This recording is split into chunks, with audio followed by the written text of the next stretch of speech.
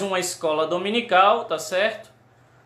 Hoje nós vamos estar estudando, lembrando aqui para vocês, é esta lição, ó. Peraí, aqui. Nossa fé, a vida que vale a pena. E a lição é a 5, que é glorificando a Deus pela salvação, a certeza da salvação. Então nós vamos tratar hoje de um assunto muito importante. Eu me lembro, já para dar introdução no assunto, eu me lembro quando nos primeiros anos da minha fé, eu me lembro que eu fui ensinado exatamente o contrário disso aqui. Eu fui ensinado assim, que era para eu ter certeza da salvação se eu fizesse a minha parte. Ou seja, se eu vivesse uma vida santa, se eu vivesse uma vida sem pecar, se eu vivesse uma vida que não desagradasse a Deus de forma alguma, eu tinha a minha salvação. Porém, o problema era, se eu pecasse, aí o Espírito Santo saía de mim e eu perdia a minha salvação. Era isso que eu era ensinado. E se eu cometesse um pecado, eu tinha que rapidamente pedir perdão a Deus, porque enquanto eu não pedisse perdão a Deus, no céu não entra pecado, né? E aí, era isso que era dito. E aí, como é que eu ia entrar no céu se eu tinha pecado?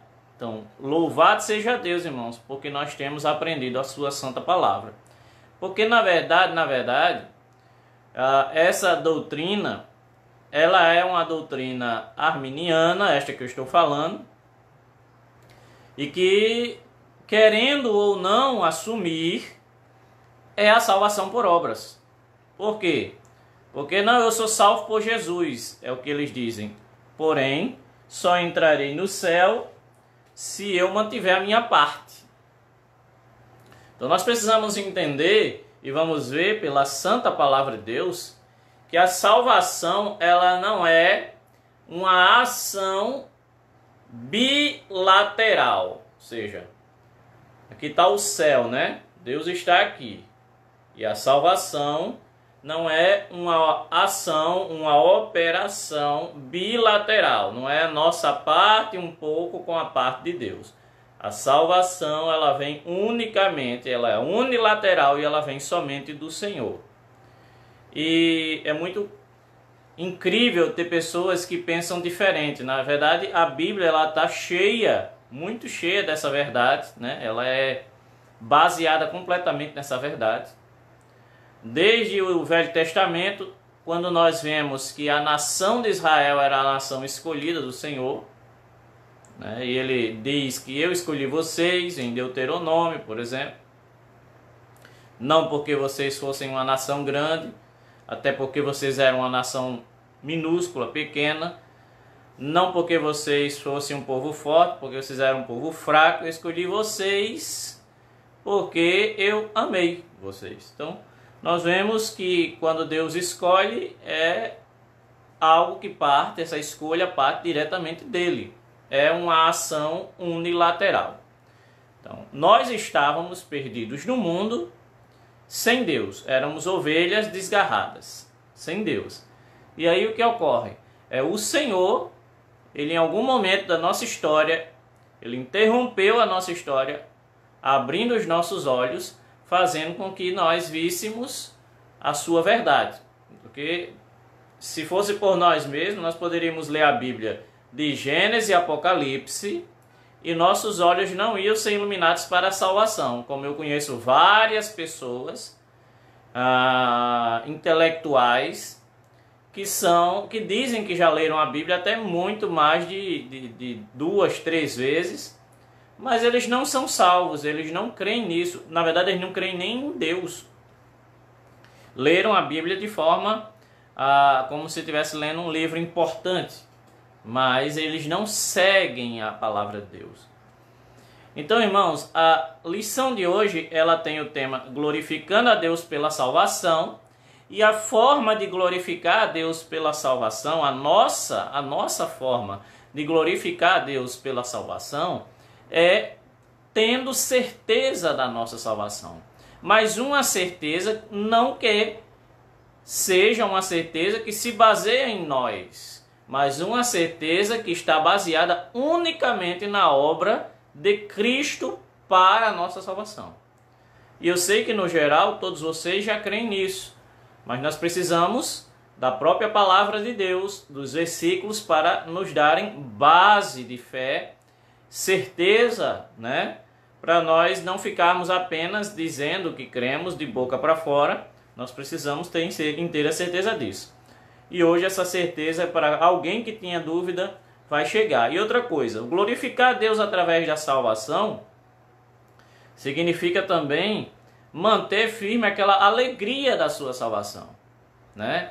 E a alegria da salvação é algo que nós precisamos atentar muito através desta lição, através do que vamos ouvir, porque nós não vivemos nesse mundo sem esperança, irmãos. Nós não vivemos nesse mundo como pessoas desavisadas. Nós não vivemos nesse mundo como pessoas que estão aqui alheios a tudo que está acontecendo, né? E catástrofes, vem aí sofrimentos no mundo e tudo mais, e a gente, nossa, o que será de nós? Oh meu Deus! Não, essa não é a nossa realidade. Nós vivemos nesse mundo avisados sobre tudo desse mundo e vivemos alegres, com uma alegria que é a alegria da nossa salvação, tá certo? E nós vamos entender que essa alegria não diz respeito a viver sorrindo à toa. Nossa, eu estou me sentindo triste por dentro, mas eu tenho a alegria da salvação. Não, não é isso. Não é isso, né?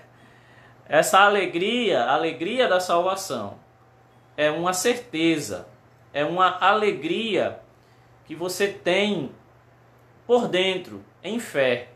É um sorriso também, mas é um sorriso que se manifesta quando você se lembra do seu destino final. Como naquela pregação em que eu ensinei para vocês que Deus revela o nosso destino final. Então, às vezes, quando estivermos tristes, quando estivermos ansiosos, é nessa hora que nós vamos orar. E ali na oração, nós nos lembramos que somos salvos.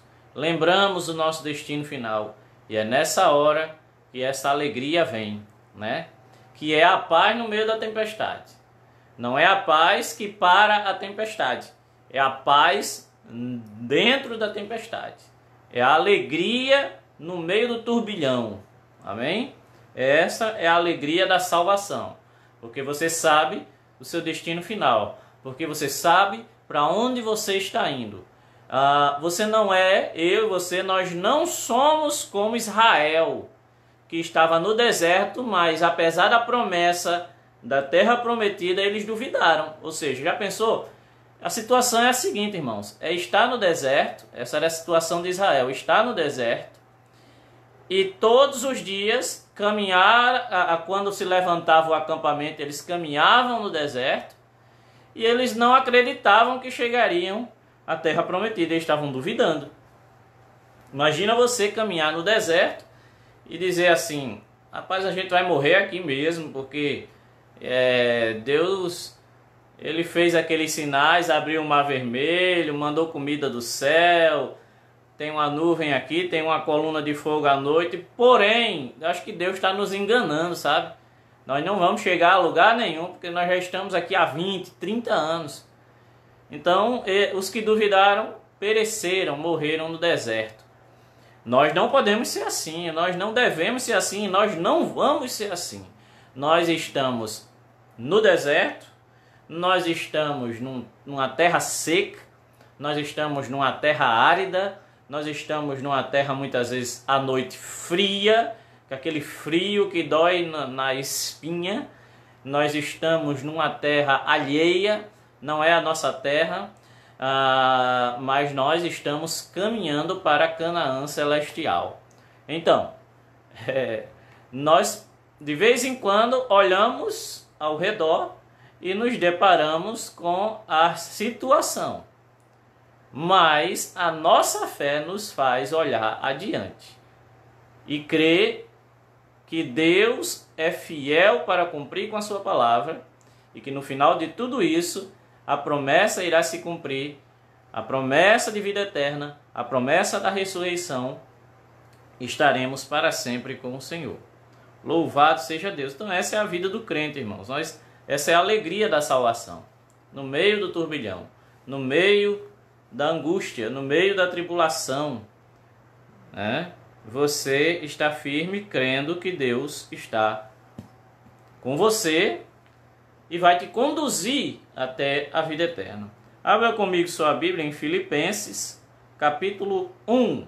Filipenses 1, é daí que nós vamos começar a nossa aula, tá bom?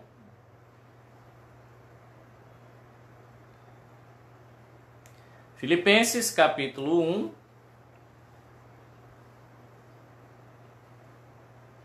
verso 6.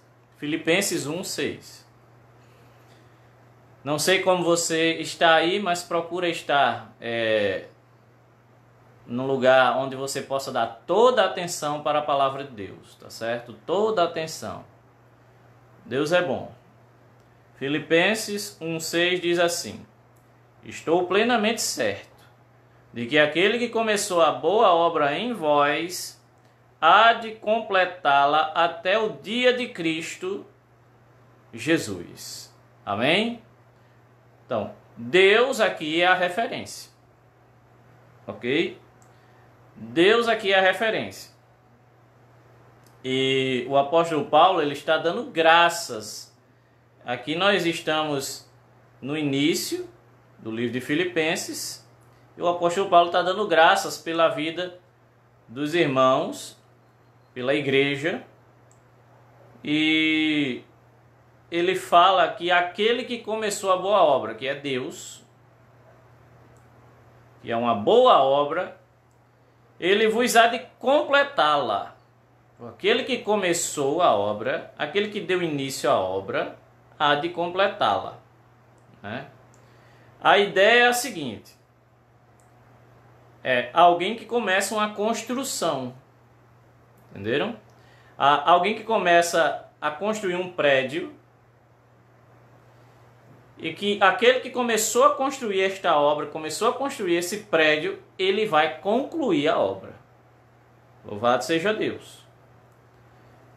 E a promessa é até o dia de Cristo. Esse dia de Cristo aqui se refere à vinda do Senhor, se refere à consumação dos séculos. É uma referência ao dia em que Cristo governará este mundo e o dia final, né, para este mundo como ele é. Mas eu quero explicar o seguinte para os irmãos. Existe muita incerteza, muita gente tem incerteza sobre a salvação, e essa incerteza ou falta de alegria na sua salvação é baseada em ensinamentos errados, como eu já disse no início, e esses ensinamentos errados, eles geram uma fé errada. Vamos lá, quando você aprende a palavra de Deus ou qualquer informação da vida, primeiro vem a sua mente. A sua mente, ela é carregada com informações. Essas informações, lá na frente, elas, quando são acreditadas, elas se tornam ideias. E ideias, para nós, se tornam ações de fé, porque nós vamos crer nessas ideias e, crendo nelas, essa é a forma de colocá-las em ação em nossa vida, é colocando nossa fé nisso, ou seja, acreditando nisso. E muitos de nós, irmãos, fomos ensinados, como eu fui, de que a nossa fé, a nossa salvação, melhor dizendo, ela é fruto também das nossas obras. Então, se você é salvo, você mantém sua salvação pela santidade, por uma vida santa e tudo mais. Bem, a vida santa, vamos deixar claro, é fruto da nova vida em Cristo Jesus. Sim, ok? Mas não é a vida santa que te salva. A vida santa é a vida como fruto da salvação e não produto, ou que produz a salvação, melhor dizendo. Então vamos entender uma coisa muito importante, tá certo? Todos nós passamos por situações na vida, e esse é o tópico 1 da lição, ok? Passamos por diversas situações na vida onde a dúvida bate à nossa porta. E a principal dúvida que bate na nossa porta é: se eu sou regenerado, se eu sou nova criatura em Cristo Jesus, por que eu ainda peco? Por que eu ainda cometo coisas que depois eu venho a me arrepender? Por que eu pratico certas ações que eu tenho vergonha delas diante de Deus? Será? O próximo passo é a pergunta: será que eu sou salvo mesmo? Então, a incerteza, guarda isso, a incerteza da salvação, baseada no ensinamento, na ideia errada que aprendeu da salvação. Então, as pessoas foram ensinadas que elas foram salvas assim, ó. Ei, você aí quer receber Jesus como Senhor da sua vida agora? Aí a pessoa, deixa eu pensar. Não, agora não. Depois. Aí passa-se um ano. E agora, você quer receber Jesus? Ainda não estou pronto. Aí um ano depois, já faz 3 anos, né? Você quer receber Jesus? Agora eu quero receber Jesus. Então, vai se desenvolvendo na mente da pessoa de que foi ela que naquele dia escolheu por Cristo e que de agora em diante ela é responsável por isso. Então isso é uma ideia muito errada, que é fruto de apelos, que é fruto de ensinos errados, né, que não se baseiam inteiramente na palavra de Deus. Nós vamos ver versículo por versículo já já. Então, como a pessoa aprende assim, quando ela peca, ela automaticamente pensa o quê? Olha, se eu pequei, então eu perdi a salvação que eu mesmo conquistei. Eu conquistei a vida santa para agradar a Deus, para ser salvo. Mas de repente eu comecei a pecar. E agora? Perdi minha salvação. Então nós precisamos entender o seguinte, né? Primeiramente, nós somos novas criaturas em Cristo Jesus. Somos regenerados. Aquele que foi regenerado, a lei de Deus, ela foi implantada, ou plantada, ou impressa no coração dele. A lei de Deus. Que Deus disse que chegaria um tempo em que ele não iria mais transmitir a sua lei através de pedras, mas ele ia imprimir a lei dele no nosso coração, no coração do eleito, do salvo. O que Deus queria dizer com isso? Deus estava dizendo: agora a lei vai estar implantada, eu vou fazer isso, eu vou implantar a lei, a minha vontade, no coração das pessoas. Ou seja, quando nós observamos o Velho Testamento, as pessoas pecavam porque eles olhavam a lei e a lei estava como fora deles. Eles tinham que, por suas obras, praticar a lei. Agora a lei está dentro de nós, então ela é parte de nós. Por isso que quando pecamos, o nosso espírito nos condena. Então, irmãos, não é que, primeiramente, vamos entender o seguinte: somos salvos, fomos perdoados, mas isso não significa que nós nunca mais vamos pecar. Por outro lado, também não significa, então tá bom, então o justo pode pecar, vamos pecar à vontade. Isso não é um pensamento de alguém que foi regenerado. Porque como é que nós que morremos para o pecado vamos viver tão deliberadamente nele, né? Como se ele fosse o alvo das nossas vidas. Não, o alvo das nossas vidas é Cristo. Não no sentido de alvo, não no sentido de que não estamos em Cristo. Mas o alvo, o desejo de servi-lo. E muita gente, irmãos, fica, né, embaraçada, fica toda errada porque comete erros. A lição diz o seguinte: lidamos diariamente com o pecado e eventualmente cometemos pecados grosseiros que causam um grande dano, às vezes até a quem amamos, seja a Deus, seja a pessoas. Número 1, irmãos, o problema, por que nós às vezes pecamos e nós olhamos assim, mas por que eu pequei, né? Por que eu me envolvi nisso? É simples, irmãos, é porque nós vivemos num mundo de pecado. O pecado está ao nosso derredor. O pecado é como o diabo que está ao nosso derredor mesmo. O pecado, ele está no seu trabalho. O pecado está na sua vizinhança. O pecado está quando você sai à rua. O pecado está quando você vê TV. O pecado está na internet. O pecado está em todos os lugares em que nós colocamos os nossos olhos. O problema não é ver ou desejar até alguma coisa. O problema é isso descer ao nosso coração ou subir ao coração, como diz a Bíblia. O problema é conceber, é dar vida, é trazer à vida esse pecado. Então, a concupiscência, como diz a palavra de Deus, né, dos olhos, é praticamente inevitável. Só tem um jeito de você evitar o desejo. Concupiscência significa desejo, né, desenfreado. Dos olhos é muito difícil de evitar. O único jeito de evitar é fechando os olhos, olhando para o outro lado. E muitas vezes nós precisamos fazer isso quando nos deparamos com algo que nos é a nossa carne muito atrativo. Então nós precisamos fechar os olhos mesmo. Mas nós vivemos no mundo, o mundo é pecaminoso. Essa semana,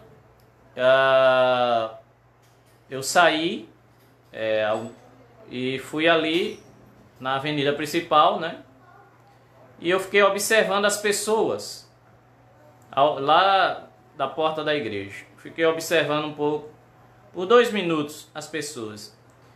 E mesmo com tudo que está acontecendo no mundo hoje, as pessoas não têm o temor de Deus.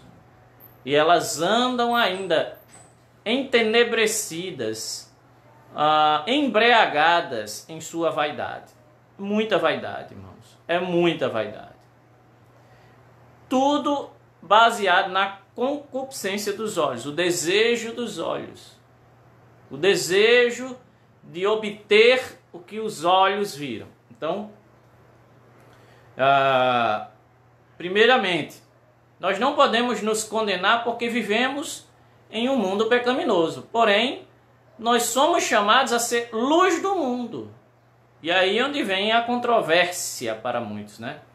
Como é que você vai viver sem cair e por todos os lados o pecado te afronta? É por isso que Jesus disse: orai e vigiai, para que vocês não caiam em tentação. Muita gente caindo em tentação porque simplesmente não ora, porque simplesmente não entende que vigiar, quando Jesus disse orai e vigiai, Jesus estava falando como se fosse um general com os seus soldados numa guerra. Está dizendo, olha, vocês vigiem, vocês não durmam. Vocês têm que ficar o tempo todo em vigilância. Porque isso aqui é uma guerra. Jesus passou por essa guerra e ele sabia o que ele estava falando. Então, orai e vigiai para que vocês não caiam. E tem muita gente caindo na tentação por causa disso. Porém, irmãos, a pergunta que eu faço agora para todos vocês: você pecou, você caiu em tentação. E aí? Você perde a sua salvação por causa disso? Você caiu na tentação. Você pecou. E como é que fica a sua salvação? Veja só, a lição diz o seguinte: justamente por causa do pecado, ninguém conseguiria manter a sua própria salvação sem a intervenção e a garantia divina, ou a garantia de Deus.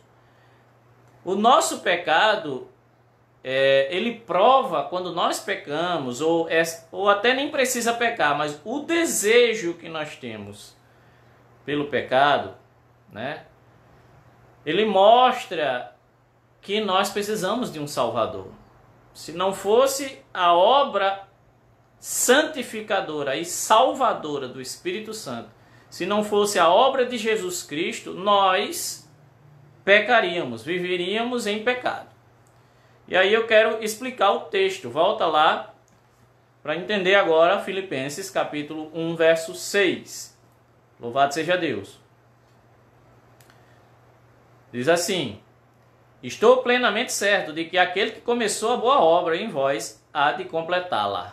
Então, veja só. O apóstolo Paulo, ele tinha uma convicção. Ele disse: eu estou certo de que aquele que começou esta obra em nós ou em vós, ele vai completá-la. Ou seja, até o último dia da nossa vida. Quem nos mantém em santidade e salvos é a graça de Deus. É o próprio Deus operando em nós. Eu quero explicar o seguinte para você. Quando você ora porque a graça de Deus te fez orar. Quando você fica cheio do Espírito Santo, você fica cheio do Espírito Santo porque a graça de Deus te fez ficar cheio do Espírito Santo. Quando você faz a vontade de Deus, você faz a vontade de Deus porque a graça dele te fez fazer a própria vontade dele. Porque se nós, ou quando nós fazemos a nossa vontade, fazemos apenas a vontade da nossa carne. Até quando queremos agradar a Deus e fazemos isso por nossa força, nós o desagradamos. Por quê? Porque fazemos para aparecer, fazemos para ser visto pelos nossos líderes, fazemos para promoção pessoal, carne. A nossa carne mostrando, a nossa natureza depravada mostrando que ainda está operando em nossos membros. Então aquele que começou a boa obra, que é Deus, é Ele que vai completar. Então, precisamos compreender que o apóstolo Paulo estava falando. Aquele que te salvou, Ele vai te manter. Aquele que te salvou, essa é a obra de Deus, Ele vai te manter até o último dia, que é o dia de Cristo Jesus. Louvado seja Deus. Aí eu quero que você abra em alguns versículos que vão ficar registrados no seu coração. Romanos capítulo 8 é o primeiro deles. Vamos lá. Eu espero que vocês possam ser bem rápidos na abertura, porque eu quero explicar direitinho esses versículos, tá bom? Não completamente, porque não dá para ir muito no contexto, mas eles vão nos ensinar. Romanos capítulo 8, a partir do verso 28, que eu sei que é muito conhecido de vocês. Romanos 8, 28. Romanos 8, 28. Nós começamos em Filipenses 1, 6 e agora estamos indo para Romanos 8, 28. Glória a Deus. Diz assim: sabemos que todas as coisas cooperam para o bem daqueles que amam a Deus, aqueles que são chamados segundo o seu propósito. Então, com certeza, esse é um dos versículos muito conhecidos da igreja hoje, né? Não somente nossa igreja, mas a igreja de Cristo no mundo todo. Porque as pessoas sempre associam, pense bem, as pessoas sempre associam coisas ruins a esse versículo. Quando as pessoas estão passando, por exemplo, como estamos passando agora por uma dificuldade, aí lemos esse versículo e dizemos assim: ó, se preocupe não, Deus está no controle, viu? Todas as coisas cooperam para o nosso bem, falando das coisas ruins.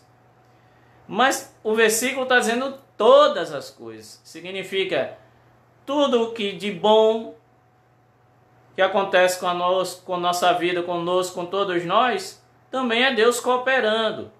Tudo de médio, podemos dizer assim, tudo de médio que acontece na nossa vida é Deus. E tudo de bom, tudo de ruim, tudo de médio, tudo, enfim, tudo mesmo. Precisamos compreender uma coisa sobre Deus, irmãos, que é muito importante. Muito importante. Ó, nós vivemos aqui, ó. Vou tentar mostrar isso para vocês. Seria bom se eu estivesse realmente, tivesse um quadro, né? Ó, nós estamos aqui, no presente. E aqui é o nosso passado. E aqui na ponta, o nosso futuro. Presente, passado, futuro. Acompanha comigo. Olha na tela, em nome de Jesus. Presente, passado, futuro. E Deus está onde? Deus está aqui, ó. Agora, vê a minha sombra aí, ó. Deus está aqui, ó. Ele está no presente, no passado e no futuro simultaneamente. Na verdade, o tempo para ele nem existe. Existe para nós, que somos seres temporais. Deus, ó, nós estamos aqui no presente, no passado, e estamos indo para o futuro. Deus não, ó. Vamos lá. Deus, de onde ele está, tudo é a mesma coisa. Então, quando o versículo está dizendo todas as coisas, ó, tudo na nossa vida, tudo, tá tudo cooperando para o nosso bem. E o bem maior é o nosso destino final, que é a salvação, irmãos. Ah, pastor, mas então quer dizer que esse versículo não está dizendo que Deus está cuidando de nós hoje? Irmão, se Deus não estivesse cuidando de nós hoje, alguns de nós nem vivos estavam mais. Deus está cuidando sim de nós hoje. Mas muito além disso, muito acima, Deus tem um plano. Um plano superior que Ele está vendo lá de cima. E nós somos... Você sabe um quebra-cabeça? Você já montou um quebra-cabeça? Né? Uma vez antigamente eu gostava muito. E uma vez eu montei um quebra-cabeças que ele tinha mais ou menos 80 centímetros por 1 metro. 80 centímetros por 1 metro. Foi o maior que eu montei. Eu queria ter montado maior. Mas se você não tiver uma pecinha, se ela sumir, certo? O quebra-cabeça fica incompleto. Deus tem peças, tá bom? Não estou menosprezando a gente. Nós somos importantes, muito importantes. Jesus morreu na cruz por nós, sua igreja. Mas nós somos peças e Deus tem um plano, que é montar lá o seu plano, o seu grande quebra-cabeça. Então, todas as coisas é isso. Todas as coisas cooperam para o nosso bem. São chamados. Segundo ponto, essa palavra chamados. Essa palavra, ela significa aqueles que, por decreto do rei, né, eles foram chamados para a salvação. Eles foram convocados. Nós podemos dizer que chamados aqui é o mesmo que convocado. Então, você foi convocado para a salvação. É mais ou menos como se você estivesse em casa, naquela época da monarquia, na época dos reis, você estivesse em casa e chegasse os soldados do rei dizendo assim, olha, o rei está aqui um documento dizendo que o rei mandou te chamar lá para a presença dele. Então você foi convocado à presença do rei. Eu e você, nós somos convocados, chamados à presença do nosso rei. Jesus Cristo nos chamou à sua presença. Graças a Deus. Então todas as coisas estão cooperando juntamente, tudo no universo, para o nosso bem. Por quê? Porque nós fomos chamados, convocados à presença do rei. Então tudo que o rei está fazendo, ele está fazendo por sua vontade e nos mantendo em sua presença. Mas eu quero que você veja também o verso 29. Porquanto aos que de antemão conheceu, também os predestinou,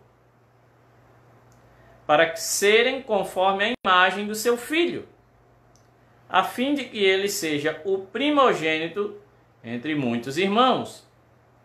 Então, verso 29, está dizendo o seguinte: porquanto aos que de antemão conheceu. Ora, volta, pensa comigo. Nós estamos no presente. Deus está na eternidade aqui, ó. Quando o apóstolo Paulo está dizendo que Deus nos conheceu antes, é a mesma coisa de dizer que Ele sempre nos conheceu. Sempre.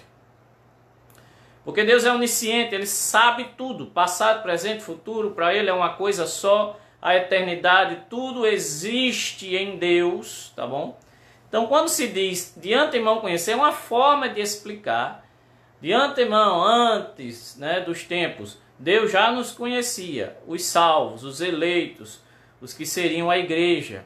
Amém? E aqui tem muita gente que não consegue entender o tamanho de Deus. Aí fica dizendo que Deus, durante os tempos, Deus olhou para o futuro e viu fé. Irmão, Deus não olha para o futuro. Porque não existe essa ideia de Deus olhar para o futuro, porque Deus não vive no tempo. Passado, presente e futuro Ele vê como uma coisa só. É como se você, irmão, parasse em frente a um formigueiro e você visse as formigas cortando a folhinha lá, andando na filinha de formiguinhas e indo para o formigueiro. E você está daqui de cima, você está vendo tudo.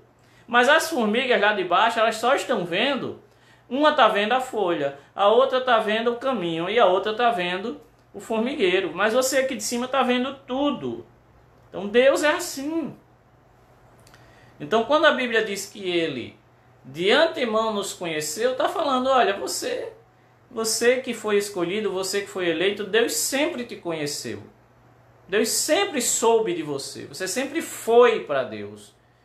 Você sempre existiu para Deus. Deus já sabia qual era o seu destino, tudo que nós vamos passar nessa terra. Deus já sabe, já está tudo escrito. É isso quando a Bíblia diz está tudo escrito. É uma forma de dizer Deus já sabe tudo. Porque Deus, tudo existe nele, tudo já foi decretado nele. Amém? E Ele fez isso em amor e em graça. Então, e a segunda verdade nesse versículo é que Ele nos predestinou, ou nos deu um destino, para sermos conforme, ou do tipo, com a forma do seu Filho Jesus Cristo. Para sermos como Jesus Cristo, ou seja, novas criaturas, santos em Cristo Jesus. Para sermos como Jesus, a fim de que Ele, o próprio Jesus, fosse o primogênito dentre muitos irmãos. O que significa isso? Jesus foi o primeiro a ressuscitar, para esta nova vida. Tem muita gente que diz, não, Jesus não foi o primeiro não a ressuscitar, porque tem gente na Bíblia que ressuscitou também. O próprio Jesus ressuscitou alguns mortos, mas Jesus não ressuscitou no mesmo sentido, trazer uma pessoa de volta à vida é trazer, como Jesus ressuscitou Lázaro. Jesus trouxe Lázaro de volta para a mesma vida que Lázaro tinha. Então Lázaro estava vivendo, Lázaro morre e é ressuscitado. Ok? Ele volta para a mesma vida. A nossa situação e a de Cristo é diferente. Quando Jesus ressuscita, Ele ressuscita para uma nova vida. Para ser o primeiro a ressuscitar para uma nova vida. Ok? Assim como nós, quando ressuscitamos, espiritualmente, quando nascemos de novo, nós somos regenerados para uma nova vida. Então Jesus foi o primeiro dentre muitos irmãos que somos nós. E aí nós chegamos no verso 30, que diz assim, e aos que predestinou, esses também chamou, e aos que chamou, esses também justificou, e aos que justificou, a estes também glorificou. Então vamos lá, se o assunto é a certeza da salvação, glorificando a Deus através da salvação, a certeza da salvação. Como é que nós não vamos nos alegrar nisso? Se nós sabemos que mesmo estando aqui agora, no tempo presente, nós já fomos glorificados em Cristo Jesus. Glorificação é o destino final do justo. É quando nós seremos glorificados definitivamente, entrando na vida eterna, e nosso corpo transformado, a vida eterna, que é o presente, que é o dom de Deus, se manifestando completamente na nossa vida. Glorificado, irmãos. Então, em Cristo Jesus é assim, ó. Ele nos predestinou, essa foi a forma que Paulo nos explicou, né? Antes, passado, ele nos predestinou, ele nos chamou do império das trevas para a sua maravilhosa luz, ele nos chamou, nos convocou e também nos justificou, presente. Então, ele nos chamou, nos convocou, nos predestinou e nos justificou, perdoando os nossos pecados, nos tornou justos. E a esses que ele justificou ou tornou justos, ele já glorificou. Então você está aqui conversando comigo, você está aqui me ouvindo, mas em Deus, vamos voltar aqui, ó, passado, aqui, ó, passado, presente e futuro, né? Deus está aqui, ó. Em Deus nós fomos chamados, predestinados, chamados, justificados, glorificados, tudo de uma vez só. Você pode dar glória a Deus por isso? Significa o seguinte, que no dia que você foi salvo, você já foi glorificado. Por quê? Porque Deus fez isso. No dia que você foi salvo, no dia que você foi perdoado, você já foi glorificado. Então aquele que é realmente nova criatura, aquele que é salvo, sua salvação está garantida por Deus, porque é um mantimento de Deus, é Deus que vai manter. É claro que Deus vai manter, porque no dia que você foi salvo, você foi glorificado. Então você não está entrando no céu agora, as trombetas celestiais não estão tocando, você não está vendo anjos, mas para Deus já aconteceu. Na verdade, está acontecendo. Para Deus, isso é uma realidade, porque Ele está vendo tudo lá de cima. Amém, queridos? E eu quero só completar isso. Se alguém tiver alguma dúvida, inclusive, pode perguntar nos comentários. Tá bom?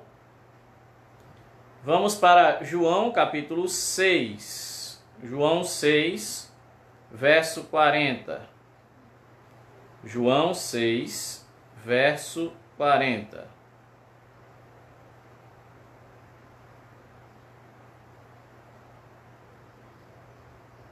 Estamos na aula da Escola Dominical. O tema é glorificando a Deus através da salvação, a certeza da salvação, né? E em João, capítulo 6, verso 40, o próprio Jesus afirma o seguinte: de fato, a vontade de meu Pai é que todo homem que vier ou que vir o Filho e nele crê, tenha a vida eterna, e eu o ressuscitarei no último dia. Olhou para Jesus, creu, recebe a vida eterna, a garantia, eu ressuscitarei no último dia. É a ressurreição do nosso corpo, irmãos. Porque a vida eterna já recebemos. Então, Jesus nos garante exatamente aquilo que Paulo estava falando em Romanos, né, que nós acabamos de ler. Vai comigo para o verso 44, onde Jesus afirma mais: ninguém pode vir a mim se o Pai que me enviou não o trouxer, e eu o ressuscitarei no último dia. Todo aquele que vai a Cristo foi trazido por Deus. É claro, porque Deus está tudo, como eu disse, existe em Deus. Então, na vontade, no ato da vontade de Deus, ele nos leva a Cristo. Ele abre os nossos olhos e aí realmente os nossos olhos espirituais são abertos e nós nos voltamos para a verdade, nos voltamos para Cristo, saímos do caminho do abismo, nos voltamos para Cristo e neste momento Jesus diz que é o Pai que nos trouxe a Ele. E a garantia de Jesus é que Ele nos ressuscitará no último dia. Eu quero também que você abra a sua Bíblia em João, capítulo 10, 26. João 10, 26. João 10,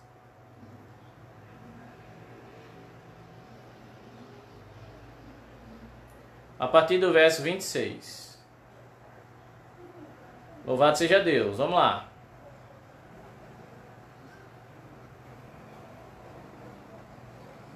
Mas vós não credes, porque não sois das minhas ovelhas. Qual é o primeiro sinal de alguém que não é salvo? Não crê. Você prega, aquela pessoa às vezes até tem uma aceitação mental, mas ela não crê. Ela não é ovelha. E por favor, irmãos, vamos entender o seguinte. A salvação é um ato de Deus, como temos falado e mostrado desde o início. Algumas pessoas não creem, não é porque elas são, há nelas uma decisão para não crer, né?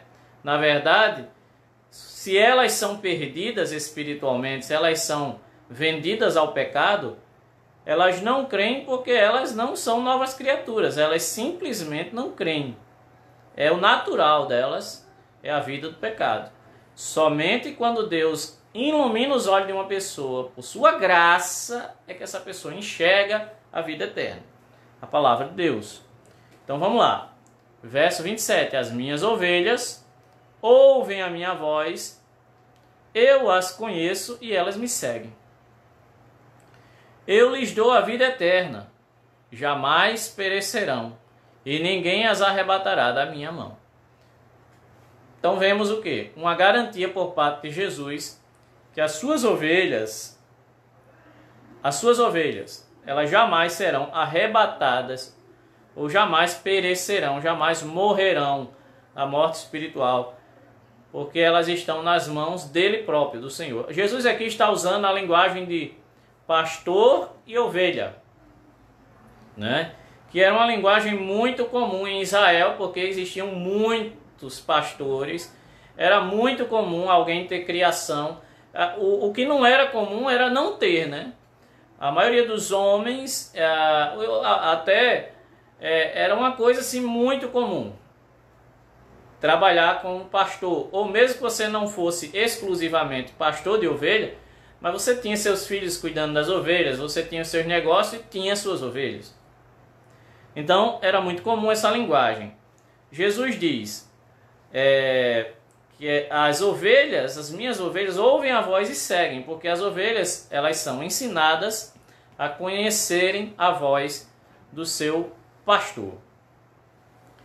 E eu tenho uma informação para vocês que é muito interessante. Alguns de vocês já devem ter visto, e faz pouco tempo que eu obtive essa informação, né? Me passaram essa informação e eu fiquei muito feliz de aprender isso. Muitos de vocês já devem ter visto uma foto ou uma figura de um pastor com a ovelha nas costas, sobre os seus ombros, né? Aí você olha e diz assim, olha só, Jesus é o pastor que me carrega em seus ombros, né? Mas o que ocorre, irmãos? O que significa realmente aquela imagem da ovelha? Preste muita atenção agora. O que significa aquela imagem daquela ovelha no ombro do pastor? E as outras, por que não estão no ombro? Por que aquela é especial? Veja só, quando as ovelhas são novinhas, né, ovelha adolescente, vamos dizer assim, quando são novas na fé, as ovelhas tendem a fugir do rebanho, né? As ovelhas tendem a fugir do rebanho. Quando são novinhas, vão se aventurando, se afastando do rebanho.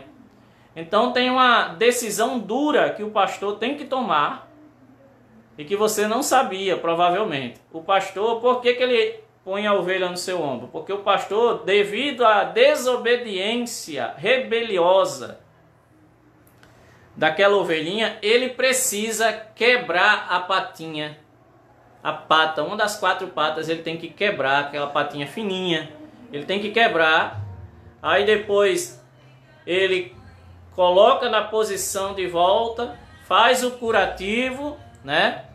E coloca aquela ovelha sobre seus ombros. E aí vai passando um carro de som aqui. Vamos esperar o carro de som passar para eu poder contar para vocês, tá bom? Paciência, né, irmãos? Louvado seja Deus, louvado seja Deus. Como estamos passando agora, oh, aleluia. certeza do que verdadeiramente política, já é política, né? Louvado seja Deus. Neste domingo, teremos um dia das mães. Glória a Deus. Talvez você não possa abraçar e beijar sua mãe. Glória a Deus. Pronto, tá passando. Atrapalha, mas passa.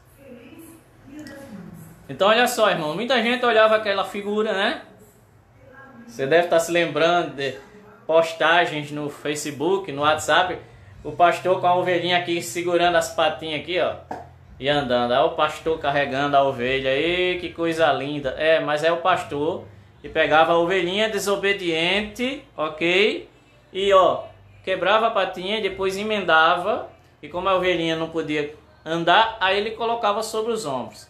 E ele vai chamando as outras ovelhas para o pasto todo dia ele vai carregando até a patinha sarar. Só que a ovelha, ela ouve bem de pertinho a voz do pastor e ela aprende ali a seguir somente a voz do pastor. Então o propósito de quebrar a pata não é maldade, não.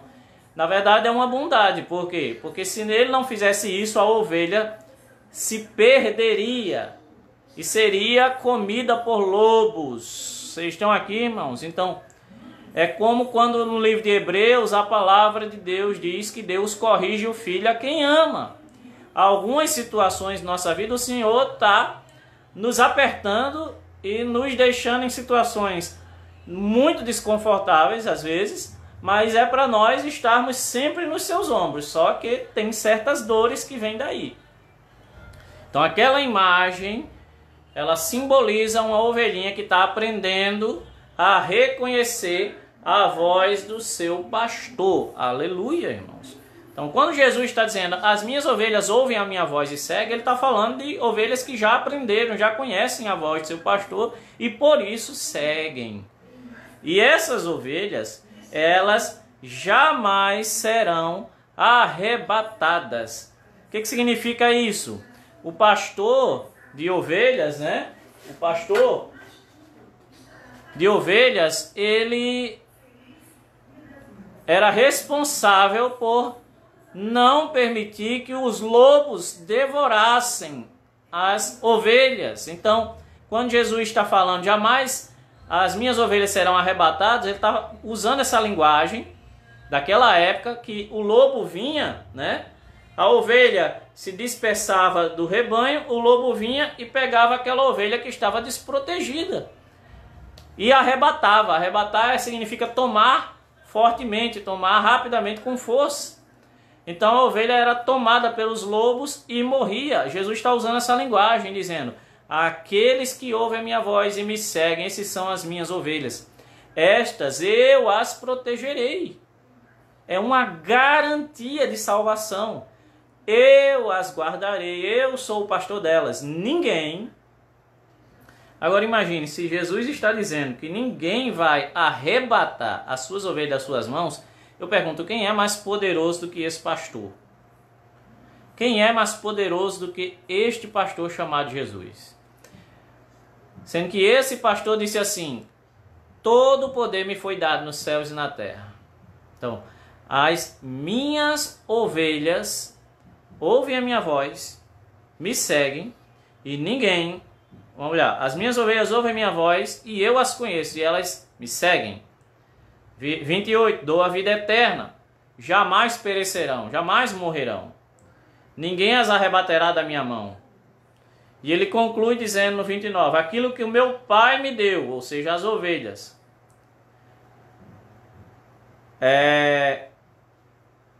Meu pai, aquilo que meu pai me deu é maior que tudo, e da mão do meu pai ninguém pode arrebatar. E eu e o pai somos um. Então Jesus está dizendo o seguinte: olha, vocês, minhas ovelhas, que ouvem a minha voz e me seguem, foi o meu pai que me deu vocês. Então ninguém pode arrebatar, nenhum lobo pode tomar vocês das minhas mãos. E eu estou garantindo também que aqueles que foram dados para mim, eu os guardarei e ninguém pode arrebatar das minhas mãos. Então você foi salvo, você foi perdoado dos seus pecados, dos pecados de toda a sua vida, você foi perdoado. Você foi salvo em Cristo Jesus, você recebeu a vida eterna. Quem é o mantenedor da vida eterna? É o pastor. Quem é o mantenedor da nossa salvação? É o próprio Jesus. E se entendemos que ele é o mantenedor da salvação, essa é a nossa garantia de salvação até o fim. Aí você pode fazer aquela pergunta: escrito, aquele que perseverar até o fim será salvo? Sim. E quem são aqueles que vão perseverar até o fim? Aqueles que o Pai deu a Cristo e que ninguém também irá arrebatar das mãos de Cristo. Então, é assim, nós vamos perseverar até o fim, porque Ele nos manterá nesta perseverança. Entenderam? Porque se fosse por nós mesmos, nós nos desviaríamos naturalmente. Glória a Deus, irmãos. Louvado seja Deus. Então, como é que nós vamos glorificar a Deus através da nossa salvação? Simplesmente vivendo a nossa vida. E como é que vivemos a nossa vida? Conhecendo cada dia mais a vontade de Deus. A fé vai sendo gerada no nosso coração. Nós vamos cada dia crescendo, cada dia crescendo. E essa é a vida do justo. E sempre lembrando de anunciar o Evangelho para as pessoas que ainda não ouviram o Evangelho. Então, e nós vamos vivendo nossa vida como ovelhas. E a nossa salvação está garantida. Por isso somos alegres. Por isso somos felizes. Podemos passar e vamos passar por diversas situações difíceis. Mas o pastor destas ovelhas garantiu a vida eterna para elas. Ninguém dos que o Pai me deu se perderá. Daqueles que o Pai me deu, nenhum se perderá, disse Jesus. E o apóstolo Paulo disse: aqueles que foram predestinados, eles foram chamados também. Depois de serem chamados, eles foram justificados, ou seja, foram perdoados, foram tornados justos, e estes foram também glorificados, que é o destino final da igreja, que é o destino final de todo crente. Louvado seja Deus, irmãos. Que aula abençoada, né, irmãos? Porque a certeza da salvação é realmente o que mais pode produzir alegria em nossa vida. É ter certeza de que nós temos realmente um destino final. Deus está conosco hoje, como temos aprendido, mas esse Deus que está conosco hoje, Ele está garantindo. Por quê? Porque Ele está garantindo a nossa glorificação, porque ela já foi concretizada em Cristo Jesus. Então, como é que nós não vamos nos alegrar, irmãos? Irmão, nesse mundo aqui, Deus sabe todas as coisas, nós podemos chorar, mas lá no nosso coração tem aquele fogo, ó, que não se apaga jamais. Ó. Os olhos, a lágrima está descendo. Você pode estar até estressado, tá com raiva e tal, mas lá no coração, ó, a chama, o fogo está ardendo. Eu sou salvo. Eu vou morar no céu. Não sei quando, mas sei que em breve estarei com o meu Senhor, porque é Ele quem me garantiu que sou ovelha sua, ovelha dele, e ninguém, ele disse, arrebatará essas ovelhas. Louvado seja Deus, louvado seja Deus. Amém, irmãos? Essa é a aula de hoje. Nós vamos agradecer a Deus em oração agora, tá bom?